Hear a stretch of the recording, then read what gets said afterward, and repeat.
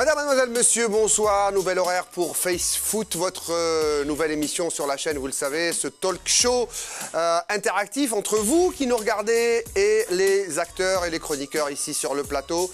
À l'AREA, comme tous les mardis soirs, Mehdi Haddad. À ma gauche, celui qui est la star, hein, comme les Mourinho ou Wenger ou autres, c'est notre coach Nourdine Saadi ce soir sur Face Foot. Bonsoir.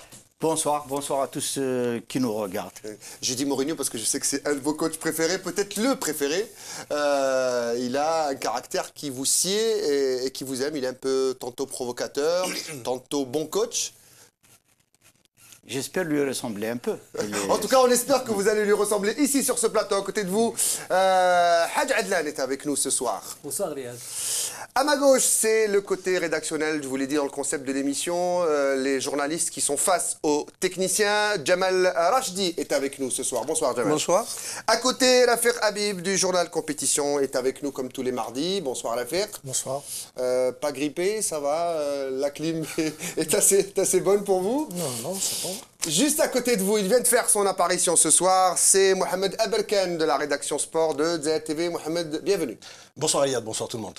Alors, on va passer à la première partie de l'émission. Elle s'appelle, c'est bien sûr les news de la semaine, c'est Face News.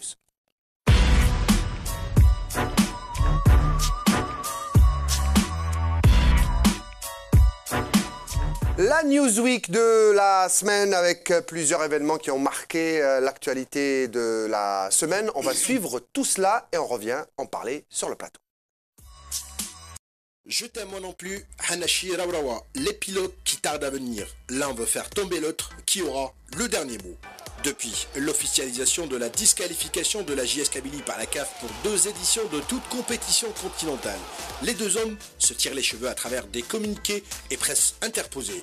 La dernière sortie médiatique en Égypte du président de la JS Kabylie accusant la FAF d'être la source des problèmes de son club a sonné comme un tremblement de terre à Del Ibrahim. Le décès d'Albert Ebossé, l'affaire Dabo, énième tentative du boss kabyle et première réponse virulente de la FAF. La conférence de presse qu'animera demain Mohamed Cherif Hanashi risque de donner de l'ampleur à cette grave crise. Rawrawa va-t-il brandir le drapeau blanc? Hanashi sera-t-il lourdement sanctionné? Des questions qui restent en suspens, affaire à suivre. Un autre conflit s'annonce à l'horizon, toujours en présence du président de la FAF. Le patron du foot algérien part au clash avec le wali de Blida Mohamed Hochan. La raison, selon Rawrawa, l'ingérence du dernier dans les affaires de la FAF dans l'organisation des matchs internationaux à Blida. Mohamed Rawrawa est plus que jamais décidé de changer d'air pour aller dans la ville des ponts suspendus. Il n'attend que l'aval du wali de Constantine avant de saisir la CAF pour changer d'adresse au vert. Du Rififi à Alger, c'est la crise aux 4 coins de la capitale. L'USM Alger, un champion en titre au pied d'argile. Le Mouldia d'Alger, le faux profil d'un champion. Le CR Belouizdad, la crise dans toute sa splendeur. Sisvonka quitte le club de la Riba pour les mauvais résultats enregistrés jusque-là. Hubert Velud risque de griller son dernier joker ce vendredi à domicile. Boualem Charef, et après la défaite concédée à Belabès le week-end dernier, doit faire face à un mouvement de révolte dans les rangs des supporters du doyen. Si le naufrage collectif continue les journées à venir, on risque d'en avoir plein les yeux. Voilà donc la Newsweek. J'ai bien aimé Mohamed Aberkan, le Rififi Alger. Ça rappelle le Rififi à Paname, le film de Jean Gabin de l'époque. On va en parler dans quelques instants puisque les clubs de la capitale semblent avoir des problèmes, en tout cas surtout leur coach. Et bien sûr, ce conflit qui ne dit pas son nom entre la ville et le wali de Blida qui organise les matchs, puisque c'est la DGS qui organise les matchs de la sélection à Tchaker depuis quelques semaines. Ça déplaît fortement au président de la fédération. Mais on va commencer encore une fois avec cette affaire dont on a parlé la semaine dernière, Hanashi qui avait fait ses déclarations en Égypte et puis est tombé un communiqué peut-être un des plus virulents qu'émit le site de la FAF. Alors messieurs, votre première lecture sur le contenu et le style du communiqué sur le site de la FAF. Jamal, moi je pense que ce communiqué, même s'il se veut être une forme de mise au point, n'avait pas sa raison d'être. Je pense que ce conflit l'attend depuis plusieurs saisons même, je dirais, entre les deux hommes. n'arrange pas, ne fait pas les affaires du football algérien, il lui donne par contre une très mauvaise image. Moi je pense que ce genre de conflit, aussi grave soit-il, doivent être réglés autour d'une table et non pas par communiqué interposé ou par des déclarations fracassantes comme celle qu'a fait Hannachi au Caire. Le communiqué en lui-même aussi de la FAF, je crois qu'il est un peu maladroit. D'abord par sa cruauté. Sa virulence. Sa virulence. Et en plus, je pense qu'on n'avait pas à étaler tous les états d'âme des uns et des autres sur les journaux. Je crois que la sagesse devrait l'emporter et que les deux hommes se mettent autour d'une table pour régler ce En tout cas, on a l'impression que du côté de la FAF, on a écouté l'affaire Habib, parce que je me souviens qu'il avait dit je suis étonné, voire choqué par le silence de la FAF. Voilà, le silence de la FAF a été brutalement rompu cette semaine. Quelle est votre lecture? Oui, c'est vrai, quand je dis ça, c'est par rapport à la communication. Là, c'est un communiqué qui, comme l'a dit Rachdi, qui est venu mettre encore plus de venin dans l'affaire, plus d'animosité. C'est-à-dire que la FAF ne nous a pas habitués à ce langage. Quand j'ai dit elle ne communique pas, c'est par rapport à l'affaire. Je rappelle pour ceux qui n'ont pas lu le communiqué qu'on a repris Hannachi en lui disant qu'il n'était pas le porte-parole d'une région, ni un homme politique, ni un colonel de l'ALN, enfin ça n'a pas été écrit. Ni un historien. Ni un historien. Et on a rappelé tout l'argent que l'État et la Fédération ont donné à ce club. Bon, l'argent. La subvention. En tout cas, une somme globale qui tourne autour de 22 milliards. Oui, mais c'est du domaine public. Tout le monde connaît ces chiffres. La FAF a voulu le rappeler. Oui, bon, il rappelle innocemment les chiffres, mais bon, je suppose que c'est contre-productif, c'est une affaire qui ne rajoute rien du tout. D'autant plus que Hannachi a été convoqué pour passer à la commission de discipline. Il s'est pas présenté. Je pense, il ne s'est pas présenté, donc il y aura sûrement une suite. Donc c'est-à-dire que la FAF, elle a une batterie de mesures à mettre en pratique si elle veut sanctionner ou mettre de l'ordre ou tout ce qu'elle veut. Elle n'avait pas à étaler toute cette histoire par communiqué interposé.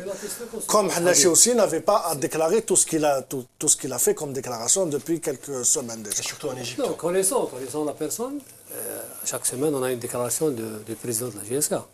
Maintenant, moi personnellement, je me pose la question, le communiqué de la fédération. Si Mouachrif Hannachi n'a pas fait de déclaration en dehors du pays, est-ce qu'il y aura un communiqué déjà?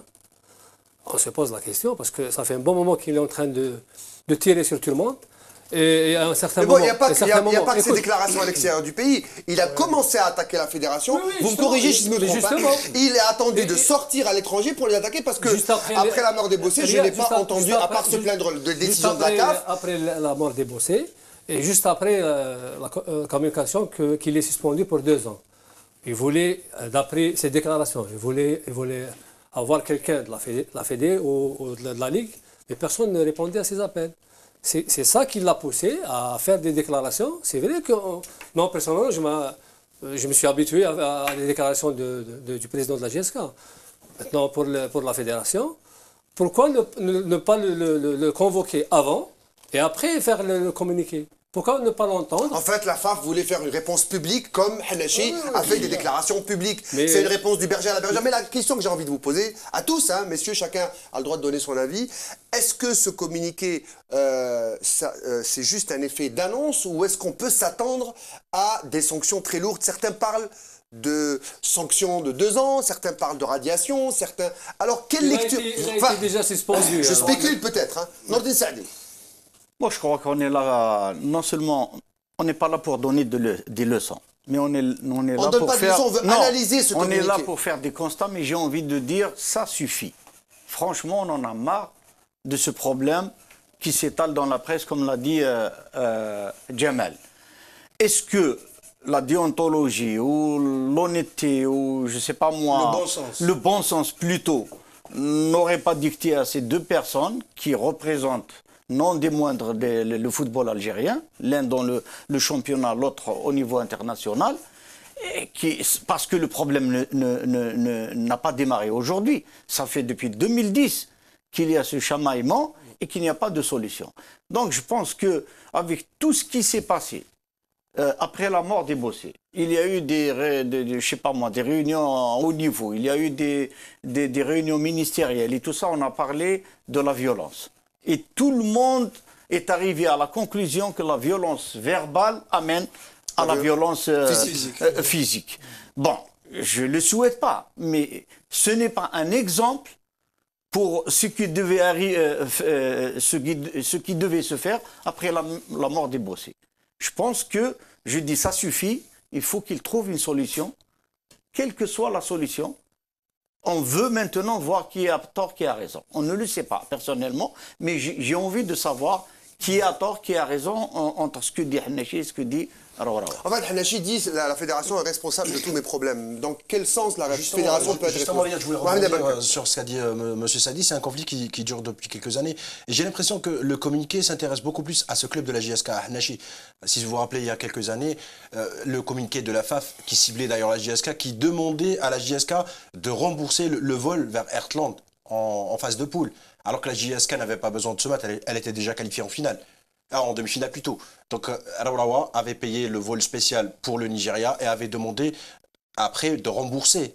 C'est ça le problème, c'est ce qui a mis en grogne Hannachi. Est-ce qu'il y a un problème Non, moi je pense que les histoires d'argent ressortent par la suite. Lorsqu'il y a des problèmes, on commence à tirer des arguments. Et les arguments, c'est quoi? C'est des arguments financiers.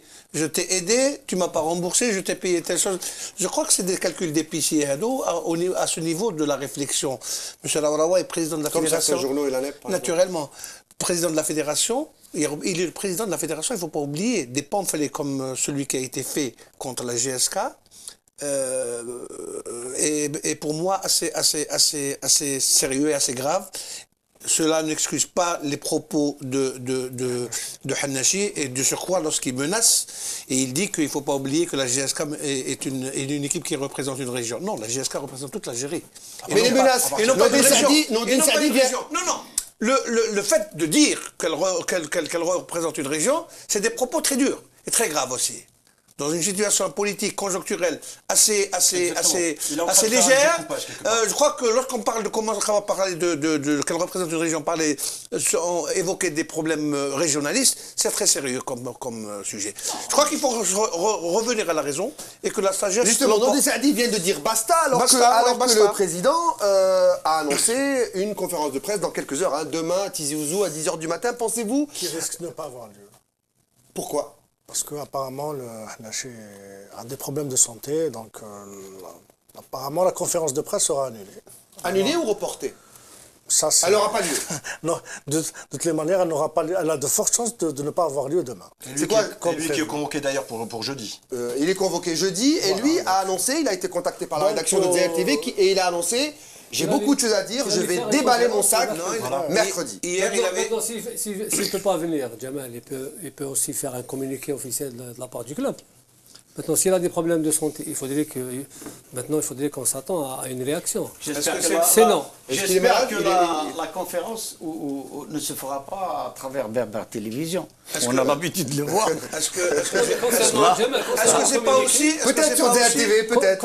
On lui lance un appel. S'il avait exprimé sur DLTV, est-ce que c'est pas aussi une maladie diplomatique? On lui a dit de calmer un peu le jeu. C'est possible aussi. Non, mais il est malade, je crois qu'il a la... J'espère que c'est ça. Je crois qu'il a la goutte. Oui, c'est la goutte qui fait déborder le vase. Parce que d'abord, ça veut dire que Hannachi n'est pas malade et c'est tant mieux. On est content pour lui. Deuxièmement, ça veut dire que tout le monde a décidé de tempérer ses ardeurs. Ils vont tous mettre un peu dans leur vin. Et puis, maintenant, ce problème, quand Rawraoua réagit par un tel communiqué, finalement, ne réagit pas par rapport juste aux propos de Hannachi. Alors là, ces derniers temps, se sont un petit peu acculés. Ils sont un peu Vous me tendez la perche, puisque je vais lancer le deuxième sujet, je vous rends la parole, puisque Rawraoua n'a pas de conflit seulement avec le président de la JSK, il est en conflit ouvert et on a vu cette image, on va revoir dans les écrans derrière nous cette image qui a frappé beaucoup de monde. C'est l'image du président de la fédération avec ses collaborateurs, notamment Walid Sadi, qui ont boycotté la tribune officielle pour s'asseoir sur une tribune en béton froid avec un anorak, on le voit sur les images. Déjà, Riyad. Le match contre le Mali, je crois, ça a commencé avec la vente des billets. Il n'était pas content, voilà. Justement, ça a commencé depuis le match. Alors, j'avais promis que j'allais rendre la parole à la FIRC. Alors, Alaoualawa, maintenant, qui est attaqué de tout front, en tout cas, qui a des problèmes sur plusieurs fronts. Ben oui, bon, Alaoualawa, c'est un homme intelligent. Donc, il ne peut pas comprendre ou percevoir les choses comme étant des hasards. C'est-à-dire, pour lui, il peut avoir, derrière cette histoire de JSK, de Blida, de Bitam et d'autres, il y a eu aussi l'histoire de la CAF qui n'a pas accordé la Coupe d'Afrique pour l'Algérie. La CAN toutes ces histoires ont fait que Alaoualawa a peur d'un complot qui menace un peu sa présence à la tête de la fédération. Il a compris peut-être qu'il a quelque part été lâché par un cercle. Ceux qui soutiennent. Voilà, par ses soutiens. Ou alors qu'une frange du football algérien qui se sentait marginalisée veut revenir et prendre la place de Alaoualawa. On parle aussi d'un poste à la FIFA qui serait hypothéqué, peut-être c'est un vote qui revient périodiquement, donc il va l'affronter comme il a l'habitude de le faire. Il a toutes ses chances comme tous les autres. C'est paradoxal, messieurs, ce que vit le président de la fédération à un moment où l'équipe nationale ne s'est jamais mieux portée, mieux classée, qualifiée en Coupe d'Afrique des Nations. Tout le monde parle d'une équipe favorite pour le tournoi. Il réussit une qualification historique il y a quelques mois en huitième de finale de Coupe du Monde. Cet homme ne se sentirait pas un petit peu, comment dire, aigri, peut-être qu'il est un peu blasé aussi. Trouve aussi que peut-être c'est injuste. Concernant le stade de Blida, ça fait des années qu'on joue là-bas, mais on n'a jamais entendu parler de ces histoires de tribune officielle, des invitations. Et là, d'un moment à l'autre, le problème surgit. C'est le même Wali, non? Ce que je n'arrive pas à comprendre, dans chaque compétition, nationale ou internationale, c'est le club ou la fédération qui organise la compétition elle-même, le match lui-même. La wilaya, comme c'est le cas ici, et on met à la disposition de l'équipe nationale son infrastructure. Mais elle n'a aucune, normalement, elle devrait avoir aucune interférence au niveau de l'organisation. La vente des billets, peut-être, au niveau là, où le problème de la sécurité, c'est évident, avec les services de sécurité, mais l'organisation en elle-même, elle est entre les mains de la FAF. Maintenant qu'il y ait un problème comment dire, de mésentente ou je ne sais quoi entre le Wali de Blida et M. Alaoualawa, je pourrais comprendre la réaction de M. Alaoualawa, mais l'image n'était pas belle du tout. Pas belle. Hein. Pas belle du tout. Mais significatif, symptomatique. Non, je la comprends, je pourrais la comprendre. يقول لك ما نقعدش معاه. Je boude la tribune officielle. Mais elle n'était pas belle. À mon avis, ce qui fait vraiment tanguer, si vous voulez, bouger ou pencher M. Alaoualawa, c'est que, si tu veux, le professionnalisme ne marche pas. On a bon parler, l'équipe nationale, quand il est ailleurs, quand l'équipe nationale joue, on a une image de l'Algérie exceptionnelle, extraordinaire sur le plan football. Dès qu'il se remet dans les problèmes internes, je ne dis pas que c'est de sa faute, mais il doit se dire, bon sang, depuis combien d'années ça n'arrive pas à marcher. Tous les problèmes, la prise en charge des clubs, etc. Lui se défend en disant, moi, j'ai tout fait pour qu'on balise pour ce professionnalisme, mais les clubs ne jouent pas le jeu, les entreprises ne jouent pas le jeu. Il n'y a pas que ça. Non, c'est pas pour défendre Alaoualawa, je ne suis pas son avocat. Mais, je l'ai déjà dit dans cette émission, dans le projet initial de Alaoualawa, ce n'était pas 32 équipes professionnelles. De toutes les manières, même pas. C'est commencé avec une élite de, à la rigueur 8, la moitié d'une division. Mais vous savez très bien, Nordine, que dans notre pays, on est toujours à l'ère du socialisme. Il n'est pas question qu'il y ait 8 au détriment de 16. Voilà. Il y a des équilibres régionaux. C'est des équilibres régionaux, il faut que tout le monde soit professionnel. Et le résultat, c'est un championnat en carton, passez-moi l'expression, parce qu'il ne faut pas se voiler la face, messieurs. La tutelle, le responsable, c'est le président de la fédération aussi. Juste pour terminer, je ne pense pas que le professionnalisme soit uniquement le problème de Alaoualawa. C'est pas possible. La fédération ne peut pas être responsable. Lui, il est d'abord responsable des équipes nationales. c'est vrai qu'il est responsable de tout le football. Mais il faut dire que, alors, s'il part demain, il va laisser quand même un bilan Pour terminer positif. sur tous les petits soucis du président de la fédération, est-ce qu'on peut penser, comme on l'a lu par exemple, pour ne pas le citer, sur le journal Liberté hier, notre ami Samir Lamari, alors voilà, pourrait-il jeter l'éponge avant la fin de son mandat en 2017? Est-ce que vous pensez qu'on va vivre ça ou pas? Oui, c'est envisageable. Je pense que c'est envisageable. Oui, pour Jamal. Oui, parce que pour là, je m'explique. Raoulaoua a des ambitions à un autre niveau. Je crois qu'au niveau de la fédération algérienne, il a un parcours, il faut rendre à César ce qui appartient à César. Tout ce qu'il a fait au niveau de l'organisation de l'équipe nationale. Et blasé, il est c'est devenu fatigué. une référence. Je pense qu'il est un peu lassé, il se lasse un petit peu des problèmes qu'a évoqué Rafik. Et cela ne le pousse pas à continuer sa mission, surtout qu'il a d'autres ambitions, au niveau continental notamment, avec la future présidence de la CAF, où il pourrait postuler être le favori numéro 1. Voilà, on va terminer. Je suis obligé de te couper parce que Hadj. Alors, pour Hadj, il finit son mandat 2017 et il arrivera peut-être à la CAN qu'on aura peut-être à organiser. Je savais que vous alliez parler de ça. Cette équipe peut avoir la chance d'emporter le trophée. Je pense qu'il va continuer son mandat. Remporter la CAN et finir en beauté à Alger avec une CAN. Ça vous dit quelque chose, ça, une CAN à Alger? Les élections de la CAN seront pour bientôt. Pourquoi Alger peut la remporter avant Alger? Il peut la remporter en 2000. Exactement. Non, on parle de la 2015, voilà, la prochaine. La prochaine, c'est en janvier. Le contraire de tout ce que vous dites, à savoir qu'un président ou quelqu'un ou un entraîneur n'a d'ambition que les postes qu'il doit occuper, s'il doit quitter ce poste. Moi, il ne faut pas oublier qu'un cadre, quel qu'il soit, c'est un être humain. Il doit en avoir marre. S'il n'arrive pas à voir la charrette de professionnalisme démarrer, s'il pense qu'il a tout fait et que ça ne marche pas, je pense qu'à un moment donné, il y va de sa santé mentale et physique. Il doit aussi jeter l'éponge pour ça, pour revenir à... J'adore les spéculations sur ce plateau, mesdames, messieurs. On est obligé de passer au dernier sujet de la Newsweek. Eh bien, c'est, comme a dit Mohamed Aberkan, le rififi. Algérien ne va plus dans les clubs algérois. Serbé, Mouloudia, Usma, Serbé déjà, il y a un coach qui a fait les frais. Victor Svenga, lui, a claqué la porte.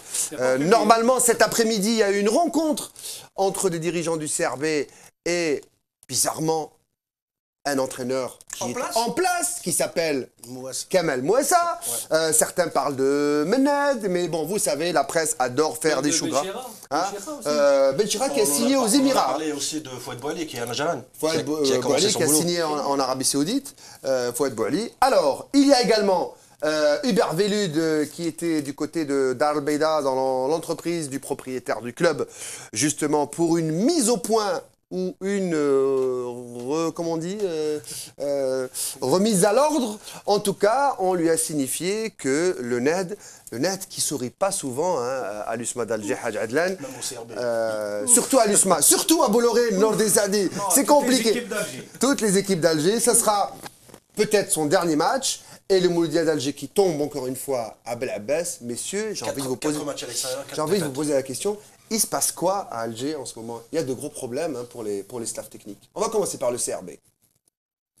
Le CRB, je crois que l'affaire est claire. L'entraîneur a été poussé à la démission, mais c'est bien beau qu'il démissionne avant qu'il ne soit démissionné. Le problème crucial au niveau du CRB, ce n'est pas le problème de l'entraîneur, c'est le problème du président. Le président il a dit sur le plateau de quitter. Il a dit sur le plateau de El Mokhtarifine, vous y étiez, il n'y a aucun problème administratif ou de gestion, c'est un problème technique. Non, il a parlé le problème d'argent aussi. J'ai parlé avec Nordin tout à l'heure dans les coulisses. Il nous a dit, si le problème d'argent ne se règle pas, moi je pars. Et là, apparemment, parce que c'est lui qui... Il n'y a que lui. Il n'y a que lui qui sort de l'argent. Tout à fait. Maintenant, moi, je me pose la question personnelle. Les clubs, vous avez cité Riyad, CRB, c'est un nouveau coach qui vient d'arriver, le Mouloudia aussi. L'USMA, c'est à l'USMA qu'il y a des turbulences. Qu'est-ce qui se passe à l'USMA? C'est le même coach, c'est le même groupe. L'après-champion, je pense qu'il n'a pas été, bien négocié. L'USMA joue mal, l'USMA perd sa confiance, ne sait plus jouer à domicile. Qu'est-ce qui se passe? C'est le doute qui s'est installé. Moi, j'ai eu l'occasion de voir les joueurs avant le match du MCO.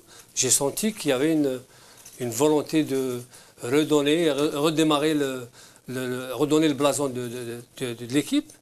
Mais là, quand vous voyez la production qu'ils ont eue sur le terrain, vous vous posez des questions. Il y a quelque chose qui ne va pas. Justement, Il y a quelque chose qui ne va pas. Il n'y a pas la solidarité et la grinta de l'année passée. Justement, il y avait l'envie de jouer sur ce match face au Mouloudia de l'USMA, mais on ressentait aussi une certaine flemme des joueurs, un certain dégoût, ils ne voulaient même pas jouer au football. C'est ça, Mohamed, c'est ça. Voilà. Mais pourquoi c'est l'entraîneur qui doit payer? Il y a des moments, pourquoi c'est pas les joueurs? il y a des moments où il faut... C'est qui est très corporate et qui défend sa corporation. Écoutez, pourquoi c'est toujours l'entraîneur? pas limoger 24 joueurs. Mais non, moi, en tant qu'entraîneur, je limoge les joueurs qui ne donnent pas. On laisse le temps à l'entraîneur de trouver des solutions. Est-ce que vous croyez qu'un coach peut perdre la main? Il n'arrive plus à diriger ses joueurs. Est-ce que c'est possible? Oui, ça s'est arrivé aussi. Est-ce qu'on peut avoir, par exemple, des joueurs qui n'ont plus envie de travailler avec un coach? L'entraîneur ne perd les pédales que s'ils se sont lâchés, enfin je parle de mon cas, par son administration. Parce que les joueurs, ils sont faciles à gérer. Comment on gère des joueurs? Comment on gère les joueurs, surtout maintenant? Comment une équipe qui est payée comme il se doit, comme au Mouloudia, comme à l'USMA, on ne peut pas gérer. Écoutez, on a géré des joueurs qui n'étaient pas payés 4-5 mois. Et il fallait les faire jouer, il fallait leur parler, il fallait les convaincre, etc. Maintenant, de quoi, qu'est-ce qui manque?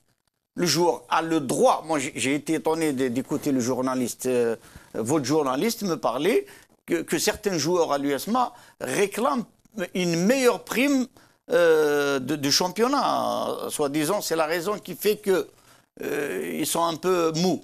Et je pense pas, je ne pense pas. Vous pensez qu'un footballeur, c'est le bâton et la carotte, il faut donner la carotte pour faire avancer le joueur? Bien sûr. C'est comme ça que le joueur fonctionne? Mais actuellement, si les équipes ne marchent pas, c'est parce qu'il y a, je sais pas, il y a une petite crise, une petite méforme, etc. Mais si à chaque fois on change d'entraîneur, combien faudra-t-il pour un club? Ça fait déjà 7, je crois. 7 entraîneurs. Le cas du CRB, par exemple. Comment ne pas penser à changer d'entraîneur? Il n'arrive pas à trouver la formule au niveau de l'axe. Ça fait 7 journées. C'est la deuxième fois. C'est une autre. C'est la deuxième saison où Malek. C'est la deuxième saison où Malek se trompe de coach. Hein. Avec Gamondi, l'année dernière, il a très mal commencé. Il avait du mal à le virer parce qu'il s'est dit je l'ai choisi, je vais le garder jusqu'au bout. Et ça n'a pas marché. Et ils ont fini par se sauver très tard. Et pareil, j'ai lu un commentaire Facebook cet après-midi d'un supporter du CRB et en disant. J'en ai marre de Malek. Bon, c'est normal que les supporters s'en prennent ou au coach ou au président en disant on a marre de jouer le maintien chaque année. Ils ont même pris au DG, je pense l'ancien star de CRB, Djelali.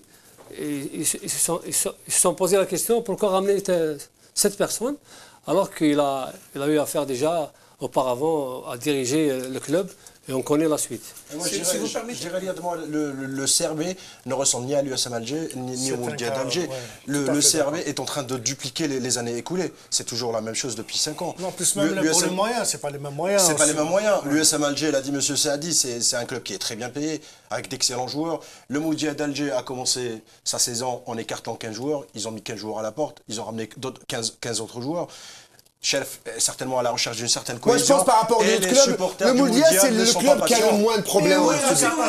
Mais le Mouloudia, voilà, il n'y a pas de catastrophe. Et l'USMA aussi, ils ont perdu un match. Et alors, ils vont regagner la prochaine fois. Non, l'USMA a perdu 3 matchs et un match nul. Donc, c'est un point en 4 matchs. C'est bien ça. Sur 12, ils ont pris un. Mouloudia aussi, Nordin, sur les 3 matchs. Si vous permettez, je rebondis un petit peu sur l'USMA.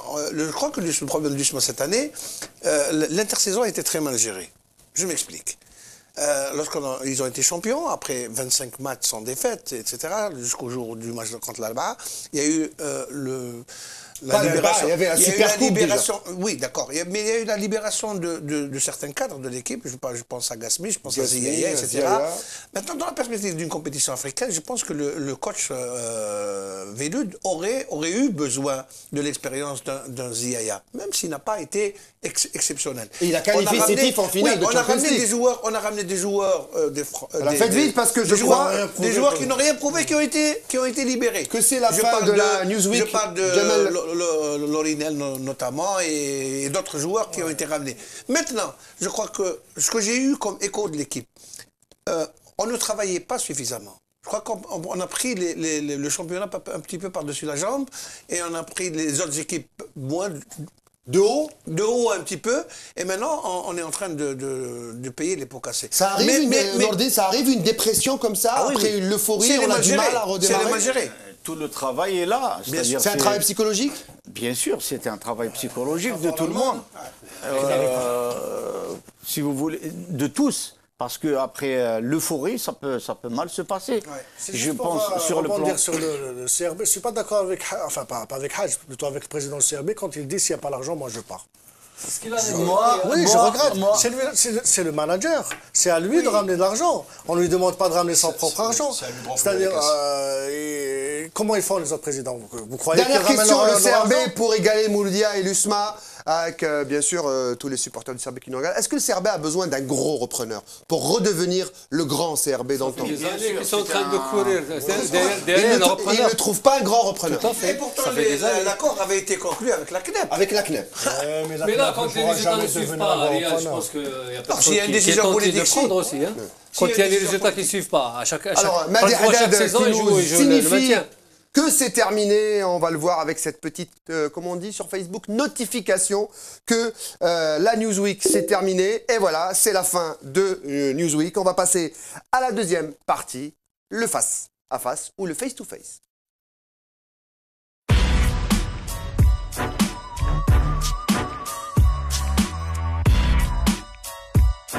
Alors, le face-à-face qui va donc mettre en opposition peut-être, le coach, le vestiaire et la rédac de FaceFoot, c'est bien sûr l'Entente, ce club qui a toujours joué les premiers rôles dans les compétitions internationales, mais pas la C1, cette fameuse Champions League ou la nouvelle version du championnat d'Afrique des clubs champions. Sétif peut-il gagner la C1? C'est la question que pose Amin Thierman. L'Entente de Sétif s'apprête à jouer le match le plus important de son histoire, la finale de la Ligue des Champions d'Afrique. Une finale qui a fait rêver tous les clubs algériens, car depuis la création de cette nouvelle version il y a 22 ans, jamais une écurie algérienne n'est parvenue à se hisser jusqu'en finale.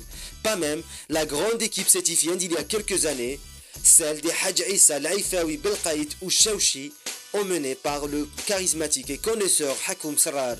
Ce dernier avait même soigneusement évité la Ligue des Champions à son époque, arguant que la C1 était encore trop dure à jouer pour Al-Kahla Obeida et que son équipe ne pouvait rivaliser au ténor africain. Aujourd'hui, c'est une toute autre histoire, une belle histoire qui est en train d'écrire son successeur, Hassan Hammar, le puissant président sétifien qui a hérité d'une équipe affaiblie par une hémorragie de ses principaux cadres.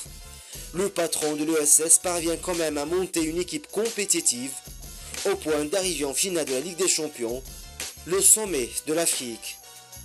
Avant de s'offrir la peau du tout-puissant Mazembe, de nombreux techniciens pariaient la saison dernière sur une élimination précoce des ententistes, mais les Noirs et Blancs ont déjoué les pronostics. Encadré par le jeune entraîneur Khalid Madoui, enfant de la ville et du club, l'Aigle Noir prouve que grâce à une bonne volonté et surtout les bonnes stratégies, peut même remporter le trophée le plus prestigieux, et ce, avec un groupe beaucoup moins conquérant que celui d'il y a 5 ans. Le duo Hammar-Madoui va-t-il relever le défi qui changera peut-être l'histoire du club? L'Entente récolte-t-elle les fruits d'un travail bien construit? Ou bien ce club profite de la méforme des Grandes d'Afrique? La réponse le 1er novembre prochain, sauf si les hommes de FaceFoot décident de vous la servir sur le plateau.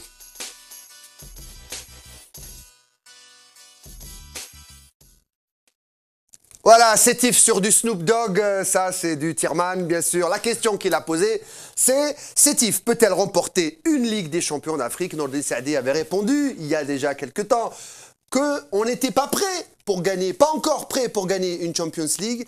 Alors, est-ce que Sétif a l'étoffe? Oui ou non? Et je ne vais pas vous aider en vous disant tout peut se jouer sur un match. Oui ou non? Moi, ça fait pratiquement 20 ans que j'ai dit qu'on n'avait pas la possibilité de gagner une Coupe d'Afrique. La preuve, ça fait X années, c'est la première fois qu'on se qualifie en finale. C'est tout le mal que je souhaite à l'Entente, c'est de la gagner. Mais cela ne voudrait pas dire, pour que ce soit clair, cela ne voudrait pas dire que nous avons un championnat qui fournit des champions d'Afrique. Si on doit rester chaque fois 15-20 ans pour y participer, pour arriver en finale, ça veut dire nous n'avons Franchement, pas est-ce que Sétif a le niveau actuellement d'un grand d'Afrique? Écoutez, le match TP Mazembe, dans le foot, même l'entraîneur, Madoui, il l'a dit, il y avait une grosse baraka à la phase aller. Ça compte dans le foot, ça compte dans le foot. Oui, bien sûr que ça compte. Mais maintenant, ce qu'a fait bien Sétif et Hammar, et bien sûr avec Madoui, c'est que les joueurs partent, le même profil revient. Exact. Vous vous êtes rendu compte, c'est tous des joueurs vifs, rapides, d'une technicité hors pair. C'est le style entente que vous aviez à l'époque, c'est le même style, c'est le style de la maison. Non, c'était la maison, c'était les Sétifiens, c'était avant que Sarrar n'amène sa politique de tout azimut. Donc pour vous, il a tout faux, German, il n'est pas charismatique du tout. Mais pas du tout, bien sûr, parce que Sétif a bien la possibilité de produire... Hakoum qui sera notre invité. Elle a la possibilité Elle a la possibilité de produire beaucoup de joueurs. Écoutez, avant nous, il y avait combien de Sétifiens au niveau? Est-ce qu'il faudrait citer tous les organes et les Adjissa et les Matem et les Boulahjilet et les etc. Donc, après, il y avait c'est une usine à footballeurs. C'est une usine à footballeurs. Après, on a... Oui, mais actuellement, quand vous dites que ça ne reflète pas effectivement le niveau du championnat algérien, qui ne peut pas produire un champion d'Afrique tous les ans, etc. Tous les 4 ans minimum. Mais aujourd'hui, est-ce qu'il y a un championnat en Afrique qui mérite ce genre d'éloge? Il y a une crise, il y a une crise dans le football africain aussi. Très bien. Certains disent non mais attendez, certains disent que Sétif est arrivé en finale parce qu'il n'y a plus le grand Ali, il n'y a pas une grande espérance de Tunis. Le TP. Mais les Tunisiens sont toujours présents. Le TP, c'est une grosse. Ils ne sont pas aussi présents que d'habitude. Ils ne sont pas aussi présents. Sur les 5 années. Là, il y a toujours un club tunisien. Il ne faut pas oublier. Moi, je rejoins Nordine, il y a des grands clubs. Voilà. C'est pas le grand niveau, mais il y a de grands clubs avec je ne diminue pas du mérite de Sétif. C'est clair que Sétif, elle a une très bonne équipe qui est arrivée en finale. On lui souhaite de gagner cette... Ça va nous ramener beaucoup de belles choses pour le football, etc. Mais même le Mazembe, le tout-puissant Mazembe, c'est pas le tout-puissant d'il y a 3 ou 4 ans. C'est le moins puissant. Le moins puissant. Le tout-puissant. Elle est excellente, Le tout-puissant, c'était longtemps de Sétif. Entre les deux confrontations. Ils sont toujours puissants. Maintenant, au vu des 2 matchs, pour la question, je pense que nous avons eu beaucoup de chance de les passer. Et encore, alors, c'est une équipe qui la question que j'ai posée, est-ce qu'on est capable de la gagner cette fois? Bien sûr qu'on est en finale. Retour chez nous, à Blida. Moi, je crois que l'Entente a de fortes chances de gagner ce trophée. Face au Vita Club. Maintenant, pour revenir à la question que tu as posée à Nordine, moi, je suis d'accord avec lui. C'est le plan technique. T'as pas intérêt parce que sinon tu joues pas le prochain match. Non, T'as pas intérêt à pas être d'accord avec je suis titulaire avec Nordine. Concernant le niveau technique, il a perdu. Équipe. N'oubliez pas qu'il y a 2 ans, on les a gagnés par 3 buts à 2 avec Chlef. Tu les as gagnés. J'étais avec Chlef, on les a gagnés. Le Vita Club de cette année ne ressemble pas au Vita Club de la précédente édition. Pourquoi? Il joue excellemment parce bien. que le Vita Club prend des vitamines. Ça, c'est ce que je veux dire. J'ai vu le changement de joueur, combien il y en a. Mais je dirais sur cette édition, Sétif a joué un bon coup. La phase aller, meilleure attaque. La seule équipe qui n'a pas alors, deux questions, messieurs. D'abord, 2 questions. La première, Sétif, après, elle est complètement concentrée sur sa finale. Même la fédération va prêter Sidi Moussa à cette équipe pour préparer le match retour dans un avion spécial, c'est-à-dire que c'est tout bénef. C'est le minimum. Non, mais c'est tout bénef pour notre football. Je vais vous dire pourquoi. Regardez ce qu'on a vécu cette saison. L'affaire Bitam, le décès d'Ebossé, ce championnat médiocre, les conflits, club, fédération, le président de la Ligue qui en prend plein la figure, pour rester poli. Est-ce qu'une victoire de Sétif en finale ne ferait pas un peu de bien à notre football? Oui, c'est clair. J'espère déjà qu'ils vont la gagner. Elle fera sortir quelques voitures à Alger. Et à Sétif, elle fera vivre bien une Fouara pendant une semaine ou 15 jours. C'est tout. C'est tout. Mais bien sûr que c'est tout. Ce sera l'autre arbre qui casse la forêt. Peut-être qu'elle va donner un peu plus de... Il y aura peut-être une révision. Non, il y aura peut-être une révision de la Ligue ou de la Fédération qui Cette année, l'année dernière, ils ont pratiquement poussé les clubs à ne pas participer. À ne pas participer. Merci, il y aura peut-être cette révision de vision des choses que les clubs algériens ne sont pas aussi mauvais. Dans ce cas-là, si l'entente de Sétif remporte la Ligue des Champions, on devrait trouver un remplaçant pour l'entente de Sétif.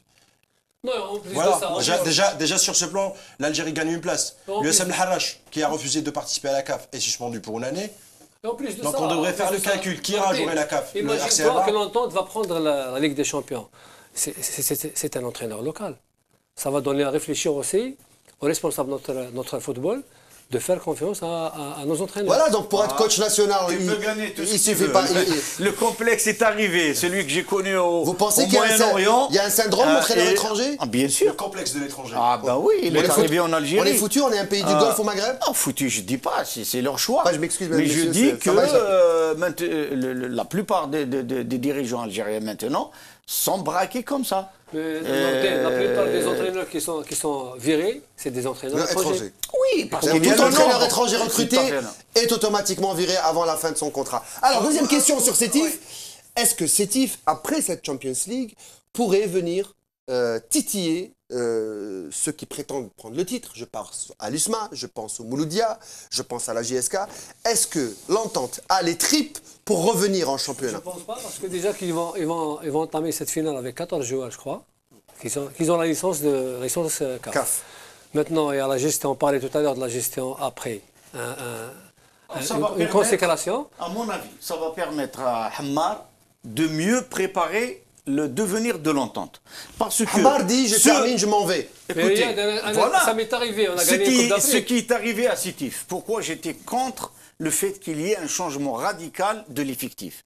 J'y étais quand j'ai entraîné Sétif en 99-2000, et bien il y avait des Sétifiens. Le seul joueur qui était d'Alger, c'était Badache. Et Badache, c'était lui qui m'a supplié de venir avec moi parce que je l'ai connu tout jeune. Et je l'ai donc lancé à Sétif. Sinon, il y avait énormément de très bons joueurs. On a gagné des titres, certes, la Coupe arabe, etc., combien de fois. Mais qu'est-ce qu'il y a eu avec tout l'argent que, notamment du temps de Serrar et du Wali qui étaient en ce moment-là, pour ces titres-là, moi j'aurais aimé qu'il y ait une pérennité, une stabilité dans le club. Qu'il y aurait des structures meilleures, des joueurs qui seraient passés d'une catégorie à une autre. Maintenant, chaque année, on achète 15-16. Il faut avoir faut pas oublier non plus que l'USMA, une fois qu'elle a eu sa nouvelle direction, première saison, souvenez-vous de, j'aime pas trop ce mot-là, à part que j'étais fan de la NBA de Michael Jordan à une époque, et de l'équipe américaine qui avait raflé tous les Jeux Olympiques et qui s'appelait Dream Team. On a appelé l'USMA première génération, deuxième génération de Dream Team. C'est une équipe usmiste qui a pillé l'entente de Sétif. C'est vrai ou pas, Hadj? Tout à fait. Ils ont pris pratiquement les meilleurs. Ils ont pris l'ossature de Sétif à l'époque. Mais non, actuellement même l'entente. Non, c'est pour dire quand on n'a pas les moyens de garder des joueurs, eh ben on ne peut pas les garder. Mais c'est la raison que l'entente des Sétif a perdu pratiquement tous ses joueurs. Mais même actuellement, on dit peut-être qu'il n'est pas au courant. Il y a plein de joueurs qui ne sont pas issus de l'école de l'entente des Sétif. Ah oui, je sais. Ben voilà.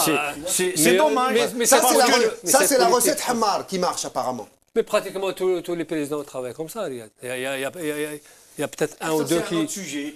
Parce qu'on était beaucoup moins en population. Et pratiquement le Mouloudia ou l'USMA, les joueurs étaient de Soustara ou de Bablouat. Et Sétif, c'était Sétif, Tizi Ouzou, c'était Tizi Ouzou. On parlait de championnat professionnel tout à l'heure. Maintenant, on a confondu. Mais un club professionnel ne peut pas avoir des joueurs de quartier, c'est pas possible. Diversification de n'importe qui, même s'il a un niveau plus bas que celui qui est local. Est-ce que vous êtes pour des clubs qui utilisent des joueurs du cru et de la ville ou du quartier? Bah oui, moi je suis régionaliste quand j'entraîne une équipe. Mais un club pro, c'est pas comme ça, un club pro, c'est recruter les meilleurs pour gagner, c'est ça un club pro. Cela ne veut... Oui, dans la mesure où chez toi, il n'y a pas de banc. Mais j'ai donné l'exemple de Sétif, ils étaient tous merveilleux. En forme. Et il y avait encore d'autres joueurs qui devaient continuer à jouer. Et puis avec ce professionnalisme, on a dispatché. Heureusement, moi j'étais à l'USMA, j'en ai profité, j'ai pris les meilleurs Sétifiens. Bourahli, il a fait le bonheur un peu de l'USMA. Et il y avait aussi un jeune Zoubir Gnifi qui était pas mal, qui était de Sétif. Et d'autres sont partis ailleurs, etc. Mais on n'a pas privilégié les joueurs du cru. c'est-à-dire localement, en utilisant l'argent, beaucoup d'argent qui était venu d'ailleurs, soit des sponsors, soit de la wilaya, etc. On a tout de suite pensé professionnel, etc. Écoutez, il y avait des joueurs que nous, à l'USMA, on n'en voulait pas. Et je peux dire, moi, je les ai libérés. Ils se retrouvent en train de se photographier avec le président qui était tout heureux de recruter un joueur qui a été baladé ou balancé parce qu'il n'était plus rentable. Donc, je dis une chose, le professionnalisme, il fallait y avoir toute une régie derrière. Des gens qui devaient savoir ce que c'était. Nous, on s'est balancé, on est monté dans un train, on ne savait pas s'il y avait à manger ou à boire ou... Oui, mais même si Hamar... Oui, mais... Pour recadrer simplement sur le sujet, parce que je pense qu'on s'est égaré sur des problèmes structurels au niveau des clubs, etc. Recadrer. Non, on parlait simplement de Sétif. Est-ce que Sétif va pouvoir remporter cette coupe et qu'est-ce qu'elle va apporter au football algérien? Voilà. Je pense que Sétif, et on lui souhaite tous la victoire, peut remporter la coupe d'Afrique, effectivement, mais ça va être encore une autre hirondelle. Elle va jouer la Coupe du Monde. Une autre hirondelle qui va rentrer, qui va ressortir, parce que rien ne va changer. On n'arrive pas à bonifier toutes nos on ne rentabilise pas. On ne rentabilise pas, on ne bonifie pas tout ce que... On se rappelle simplement la fameuse victoire de l'Algérie en 90 en Coupe d'Afrique, retentissante. C'est une des meilleures Coupes d'Afrique qu'on a eu à assister. Et il n'y avait plus rien. On ne pouvait même pas rentabiliser le titre. On n'a même pas pu affronter des équipes oui, d'accord. Non, mais 90, on pouvait... Il y a eu une décennie noire. On pouvait jouer l'Italie, d'autres l'appellent rouge, mais c'était difficile. On pouvait jouer l'Italie, on pouvait jouer le Brésil. Ça aurait pu donner du baume au cœur. C'était un moment où tout le monde nous tournait le dos, Jamal Rachdi. Mais au niveau du club, il y a la GSK qui a emporté plusieurs titres africains aussi. Je parle de la période de 90-2000. Et le problème maintenant, c'est la gestion de la décompression. Est-ce que Sétif, si elle va remporter la Coupe d'Afrique, va se comporter Non, ça va être très difficile pour Sétif. C'est pour ça que je vous posais la question sur Sétif, parce que Sétif qui revient dans la course en championnat, ça va redonner un petit peu de... Moi, je l'ai vécu. Maintenant, dans le championnat aujourd'hui. Pourquoi être si gourmand? C'est ça le problème de notre football. Si on pense que l'entente va gagner le titre, eh ben qui se classe avant-dernier, pourvu qu'il reste en division 1. C'est un des objectifs qu'on attendait depuis des années. Pourquoi il faudrait qu'il fasse aussi un bon championnat? Moi je dis que s'il gagne la Coupe d'Afrique... Pour rester compétitif et jouer l'autre Coupe l'autre année, ils seront plus forts parce qu'ils vont profiter de l'argent qui va rentrer.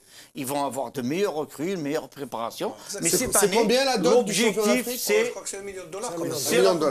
Ils sont assurés de participer l'an prochain. Ils sont déjà assurés de 700. Donc il a raison, Nordine, même s'ils jouent le creux du tableau, ils sont... On a été champion d'Afrique avec la GSK. La saison, enfin, la demi-saison qu'on a passée, c'était jouer carrément le maintien.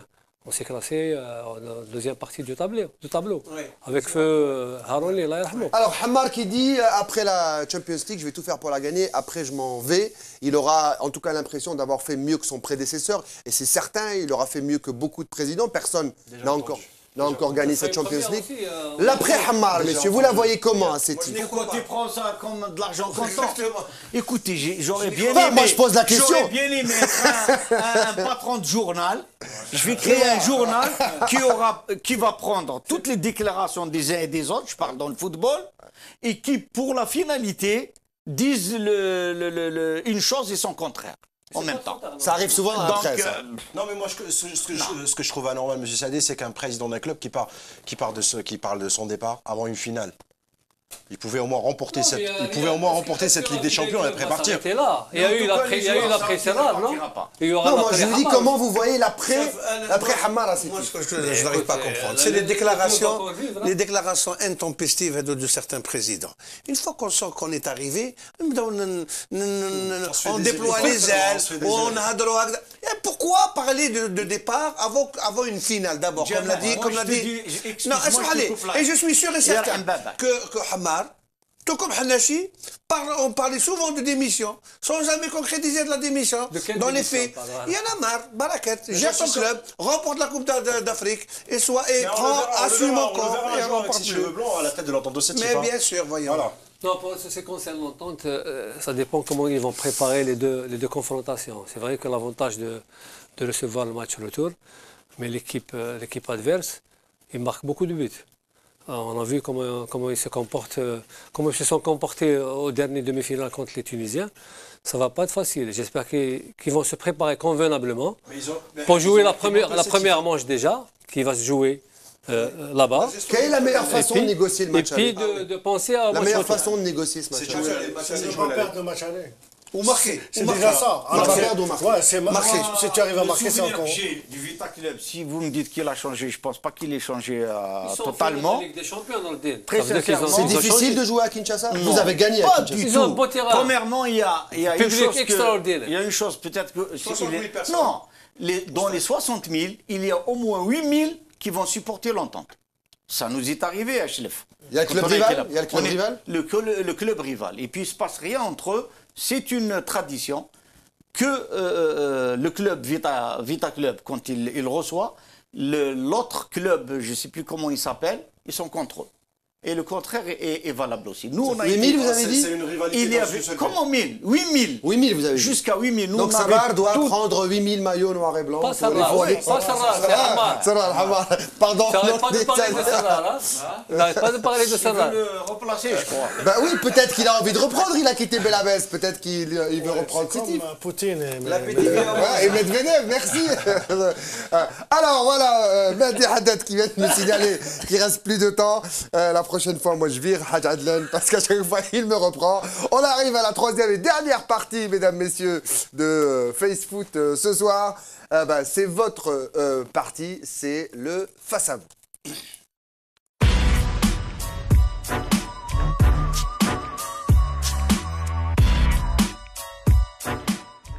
Le face à vous avec les traditionnelles questions Facebook. Hein. On vous a demandé bien sûr de proposer, de poser vos questions pour cette troisième partie. Et on va voir d'ailleurs la première question que va nous montrer notre réalisateur, Mehdi Haddad, ou alors celui qui est juste à côté de lui, Hicham Zeliwan. Voilà. Alors, c'est toujours Monsieur Trombaji, hein, Goldberg de son prénom. Voilà. Alors, qui pose une question.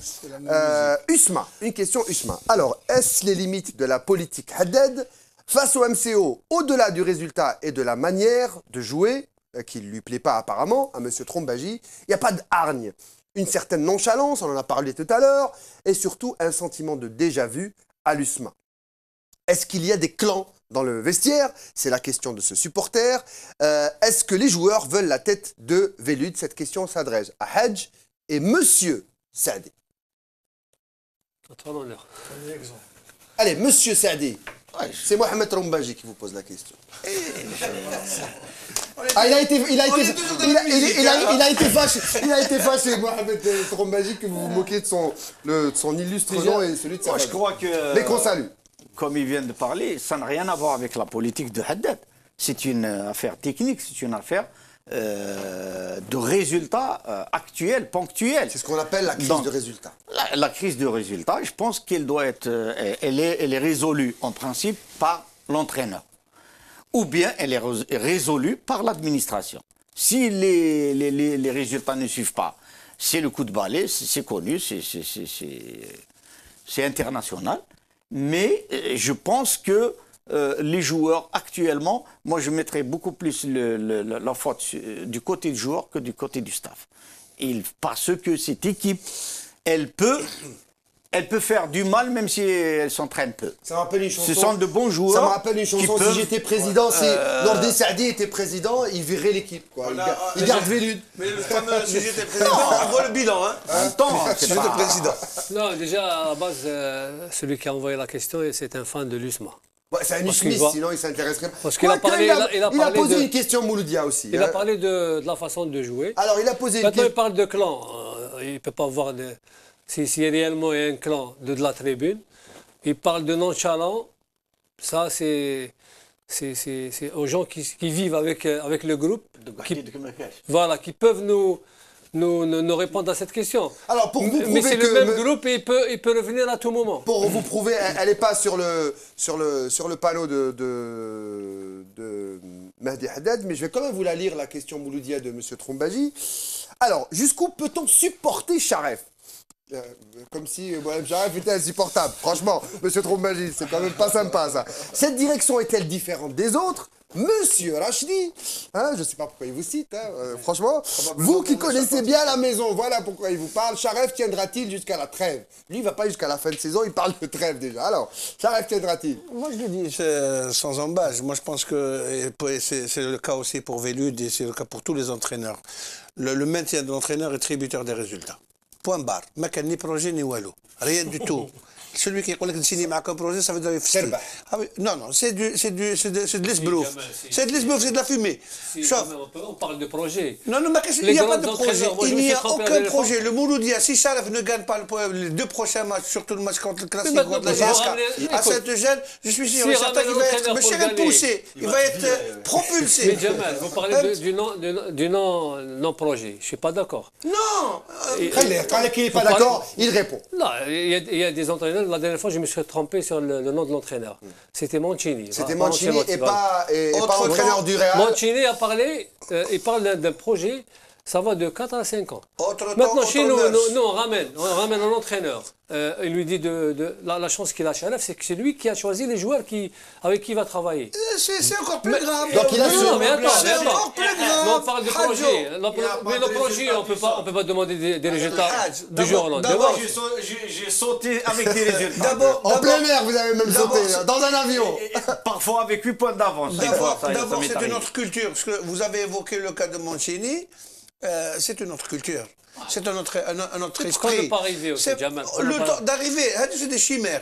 On est loin, on est trop loin. Alors, messieurs, le tout dépend des résultats. Je le dis, je le répète. Alors, pour Jamal, Velud, Tartampion, s'il n'a pas de résultat, il n'est pas maintenu. Pour vous, Velud sera viré, Charef sera viré? Non, ce que je regrette pour Velud, c'est qu'on lui donne une semaine. Comment va-t-il préparer son équipe? Comment non, mais il est sur la sellette. Il est sur la sellette depuis le début de saison. Moi, je peux vous dire qu'on n'a pas digéré la Super Coupe. Mettre un entraîneur. Ça, c'est les journaux qui parlent. Mettre un entraîneur. Pourquoi lui donner une semaine? Ça, c'est les journaux qui parlent. Non, mais c'est des journalistes. Un match. Pourquoi un match? Mais ça, c'est les journaux. Si tu gagnes pas contre le net, est-ce que si c'est vrai? Si c'est réellement la direction voulait l'enlever. Elle aurait pu l'enlever normalement. Voilà. Pourquoi attendre un match ou attendre un match? Très bien, c'est ce que je voulais dire. Non, mais je pense que. Ils savent et connaissent les capacités. Alors, une autre question, ça parle de football ou pas, on va le voir tout de suite, celle de Lazhar Julio. Il y a des pseudos un peu bizarres comme ça. Ça aurait pu être Lazhar Iglesias, mais c'est plutôt Lazhar. Alors, on va la lire. Non, c'est pas celle-là, c'est celle qui est juste en dessous. Merci, Mahdi. Alors. J'ai une question à M. Nordin Saadi, que j'admire beaucoup. Ah, un fan, le premier fan Facebook de Nordin Saadi, que j'admire beaucoup en tant que personne et en tant qu'entraîneur. J'aime sa philosophie sur le foot, j'aime surtout sa confiance et la confiance qu'il donne aux jeunes joueurs. Vu que Foukna, on manque énormément de jeunes dans nos clubs par rapport à 10-15 ans en arrière. Inch'Allah, un jour, il reviendra sur le banc de l'USMA. Voilà un usmiste, Adlan. Qui aime l'USMA. Voilà. Bref, la question, il arrive à la question, il a dû crier longtemps Capello à Bouloril. Vu que M. Saadi est dans nos terrains depuis plus de 30 ans, il est encore jeune, qu'il me donne son 11 de départ, mais des joueurs qu'il a eu sous ses ordres. C'est-à-dire l'équipe type pour vous. Réfléchissez, tant que je finisse ma question. J'ajoute une autre observation, M. Saadi, pourquoi tu ne portes pas... Ah, il vous connaît bien apparemment puisqu'il vous tutoie. Tu ne portes pas de costume cravate, rarement sauf en finale, alors que je te vois bien avec des costumes et cravate. Ah, c'est un vrai fan, hein. Comme Arrigo Sacchi. Allez, la réponse de Nordin Saadi. Arrigo Sacchi, Mourinho, Nordin Saadi, حسن تيرو واحد وخلاص كابيلو بركات. Il aime Capello. Allez, répondez à la question. C'était un enchaînement. Saadi Capello. Je crois qu'au niveau des jeunes. Au niveau de la cravate, ça va être rapide déjà. Au niveau de la cravate, la prochaine paye, je la mettrai pour les Promis. cravates. Voilà. Au niveau des jeunes, il a raison, parce que j'adore lancer des jeunes partout où je suis passé, notamment à Donnez des noms que les gens... maintenant, il y en a beaucoup. À l'USMA, par exemple, puisque c'est à l'USMA, j'ai lancé des joueurs qui jouent jusqu'à présent. C'est des Razi, c'est Achiou qui joue encore, c'est Habasha, c'est... je sais pas, il y en a des... disons, la dernière fois où je suis passé, Baïtech, d'autres qui sont partis, Saïr qui est Sabra. Alors, votre 11, si vous devez choisir votre 11, très sincèrement, votre gardien préféré. En 11, je vais tarder à le faire, mais il y a des noms je vous aime comme ça, le gardien. Dans l'équipe pour lesquels je sans faire de jeu. Le gardien, celui que vous mettrez dans votre 11, le gardien. Gardien. Non, c'est Faradji. Faradji, arrière droit. Il y aura Haj, c'est clair. Hein? Attendez, on n'a pas arrivé là-bas. Là, c'est facile. Ben Srer. Non, Hamdoud. Hamdoud. Ouais. Droit, arrière gauche. Haddou. Défense centrale, allez, la paire centrale. Ah, c'est Zardoud et Chico. Zardoud, Chico, Mftah. Récupération. C'est Razi et Jahnin. Jahnin, je vous aide pas, mais... Allez, en 8. Ah oui, attention, il faut placer Achou partout. Moi, j'avais l'habitude, je l'ai fait jouer presque partout, y compris arrière droit. Donc Achou, c'est le dénominateur commun de la bonne composante. Flanc d'attaque. À flanc d'attaque, Hadji. Ah. Vous mettez qui à droite et à gauche de Hadji? Ben, à droite. Les joueurs que vous avez eus, hein. Il y a Achou. Bon, on a parlé d'Achou. Encore Achou. À gauche, non, parce qu'il jouait demi-défensif, il peut jouer aussi devant. Il ne faut pas oublier Djiri aussi. Bilal, attention. C'est pour ça que tu es en train de composer l'équipe que tu as entraîné à l'USMA. Écoute, tu as été. On lui demande son 11. Non, mais. Non, de l'USMA, il a dit. Oui, mais il a été un globe-trotter, il a fait pas mal de Non, clubs. il n'a pas demandé votre 11 de l'USMA. Il a dit votre 11 préféré en 30 ans de carrière. À la prochaine émission. Voilà, la prochaine J'ai émission. compris pour l'USMA. D'accord, parce que c'est pas normal. Ah, Ouzaf, vous voulez bien, Ouzaf. Merci. Non, tu as ramené un journaliste. Et 2 journalistes avec qui je m'entends. Si tu voulais la guerre, il fallait ramener quelqu'un. Je vais vous la faire, la guerre. Dernière question, Mehdi Haddad. Alors, celle de Merzaq Ben Aïssi. Et tout en bas, cette question. Alors, on en a parlé ça aussi dans l'émission, qui veut pousser, pour lui en tout cas, Merzaq, on veut pousser Al Ahraoui à sortir par la petite porte. Ça, c'est ses termes. Et c'est au profit de qui? Allez, qui se mouille pour la question de Merzaq? J'ai donné déjà quelques pistes. J'ai dit, ce sont les gens qui se sentent marginalisés. Ce sont donc des gens du football qui se sentent forcément marginalisés, qui mettent la pression sur certains cercles pour changer les choses. Est-ce que vous le voyez pousser? Non, je pense qu'il S'il sort maintenant, est-ce qu'il sort par la petite porte? Non, je ne pense pas qu'il va sortir par là. Moi, je ne pense pas qu'il va sortir maintenant déjà. Et puis, menacé par qui? Il n'a jamais été menacé par... Vous pensez que c'est toujours l'homme fort du football? Soyons clairs.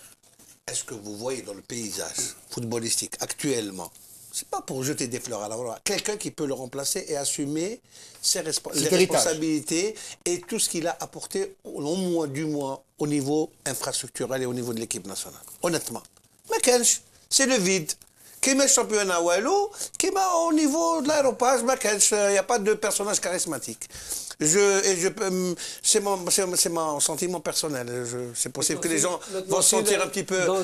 Voilà, c'est mon sentiment. Non, Jamal. Maintenant, s'il va sortir maintenant, c'est indispensable. C'est indispensable. Actuellement, j'ai dit actuellement. Effectivement, je souhaite bien du plaisir aux successeurs de... Voilà, c'est ça.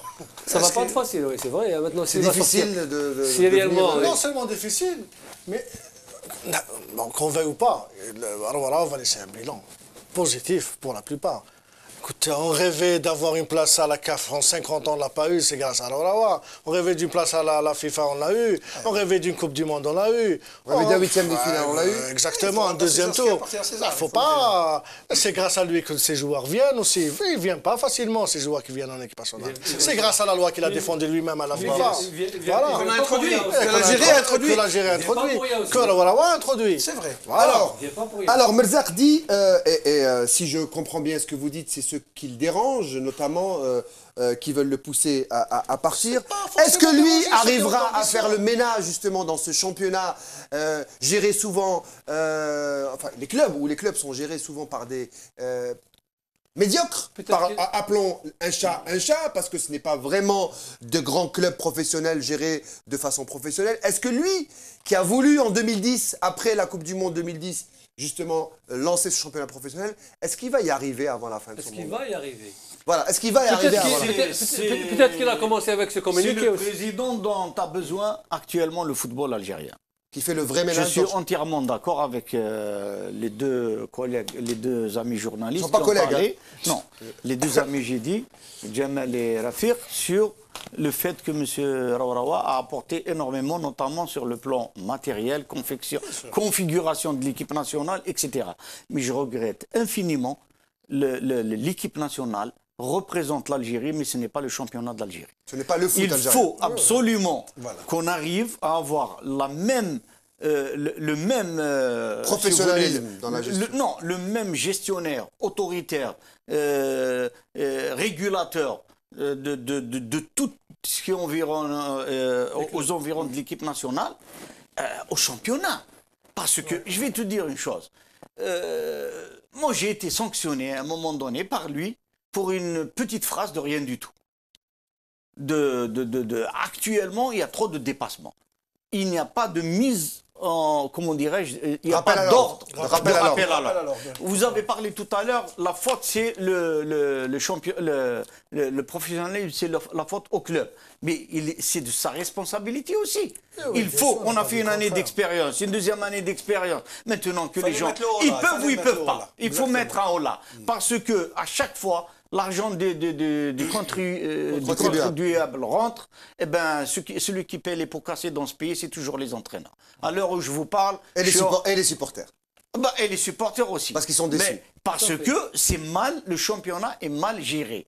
Je ne dis pas que c'est un manque de technicité, ni de la Ligue, ni de la fédération, mais c'est de l'attention qui est accordée aux équipes nationales n'est pas la même attention qui est accordée aux champions. Mais on n'applique même pas la réglementation dans sa globalité. C'est à la tête du client. Un président de club qui déclare, pour ne pas le citer, c'est Yahi, qui a été radié à vie pour une déclaration qu'il avait faite. Bon, il y avait une conjoncture politique, des sentiments un peu à droite et à gauche, on a fait ce qui se passe. Mais il a été radié à vie, après, il a 2 ans. Et d'autres présidents qui font des déclarations beaucoup plus graves et qui ne sont pas touchés. Voilà, c'est ça. Vous passerez pas au Balkan, ça va me le boiguer, c'est moi qui vous le dis. Merci messieurs, c'est la fin de cette émission. Bien sûr. Hadj Adlan, la prochaine fois je dirai à Mehdi Haddad d'inventer un gong. Alors, c'est terminé donc, merci à vous. Voilà, c'est la fin de l'émission. Merci mesdames, messieurs pour votre fidélité. Face Foot revient mardi prochain, même heure, 21h sur l'antenne de Dzel. Prochain rendez-vous bien sûr, c'est la spéciale finale de Champions League présentée par Mohamed Boukhemia, Coaching Day jeudi, bien sûr, avec Amin Tirman, Amin Barouel. L'autre Amin, lui, sera du côté de Kinshasa pour le match aller Vita Club, Entente de Sétif et Moued Mouhtalifine, bien sûr, tous les dimanches avec Hadj Adlan et Mohamed Boukhemia. Merci à tous, merci messieurs. On se retrouve mardi prochain. Salut!